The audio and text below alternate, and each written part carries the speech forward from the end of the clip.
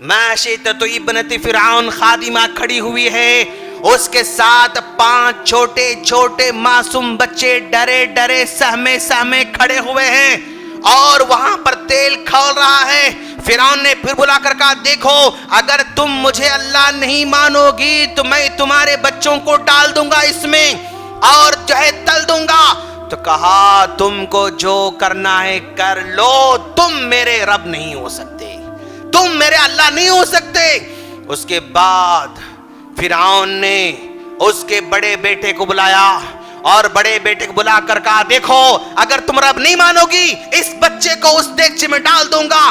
कहा, तुमको जो करना है करो। फिर पूछता है, मानोगी नहीं मानोगी? नहीं मानूंगी। उठाकर बच्चे को उस देगचे में डाला जाता है।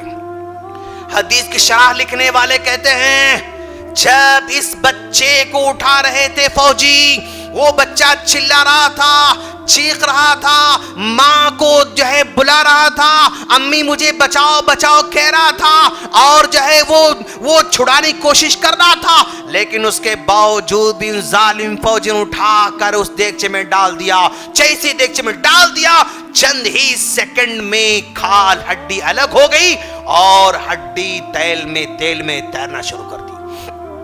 हड्डी तेल में तैरना शुरू कर देती है। उसके बाद फिर ये फौजी दूसरे बच्चे को पकड़ते हैं और कहते हैं कि अब बताओ, क्या तुम इसको जो है तुम मुझे रब मानोगी नहीं मानोगी? कहती है, मैं तुम्हें रब मानने वाली नहीं हूं, मैं तुम्हें अल्लाह मानने वाली नहीं हूं। मेरा रब अल्लाह है, तुम्हारा भी अल्लाह है, जमीन आसमान का भी अल्लाह, इन फौजियों का अल्लाह, सबका अल्लाह है। फिर दूसरे बच्चे को पकड़ कर लाया गया। वो बच्चा चिल्ला रहा है, वो बच्चा रो रहा है, वो बच्चा जो है छुड़ाने की कोशिश कर रहा है, माँ को बुला रहा है, अम्मी बचाओ कह रहा है। उसके बावजूद भी उसकी आंखों के सामने उठाकर उसको भी तेल में डाला जाता है। मुहद्दिसीन कहते हैं, शरह लिखने वाले, उस बच्चे की भी हड्डियां चंद ही सेकंड में तैरना शुरू हो जाती हैं। इस मौके पर हदीस की शरह लिखने वाले कहते हैं कि आप तस्वीर कीजिए, जरा रुक कर सोचिए कि एक माँ जो है बच्चों के बाप से महरूम है, एक वो माँ जो स्कूल की तालीम से महरूम है, एक वो माँ जो कभी जो है कोई मालदार नहीं है, एक वो माँ जो किसी बड़ी सोसाइटी को नहीं देखी हुई है, उसको तालीम देने वाले कोई नहीं थे, उसकी तरबियत करने वाले कोई नहीं थे, घर में काम काज करने वाली वो खातून का ईमान इस कदर मजबूत है कि उस फिरौन के सामने झुकने तैयार नहीं है, उस फिरौन के सामने झुकने तैयार नहीं है। और माँ का कलीजा क्या होता होगा कि उसके बच्चे उसकी निगाहों के सामने तेल में डाले जा रहे हैं। उन मुफस्सिरीन कहते हैं, हदीस शरह लिखने वाले कहते हैं कि तस्वीर करके देखिए कि भाई ये बच्चे जो है तेल में डाले जा रहे हैं। अगर वो चाहे तो औरत उस वक्त फिरौन को रब मानकर बच्चों को, खुद को उस अजाब से बचा सकती थी। एक कलिमा कहकर, एक बात का इकरार करके, और इकरार अगर करती जान बचाने के लिए तो कोई हरज भी नहीं था। अगर कोई आदमी दिल में ईमान को छुपाए रखे, जबान से इकरार भी करे सामने कुफ्र का, तो हरज की बात भी नहीं है। रुखसत का पहलू उसके सामने था, लेकिन फिर भी उसने रुखसत पर अमल नहीं किया। अपने बच्चों को चाहे तो एक कलिमे का इकरार करते हुए फिरौन को रब मानकर अपने बच्चों को अजाब से बचा सकती थी, लेकिन उसने कहा नहीं, अगर मैं इसको रब मानूंगी तो क्या होगा, मेरा क्या होगा, मेरे बच्चों का क्या होगा, जहन्नम का क्या होगा। उसने इनकार कर दिया।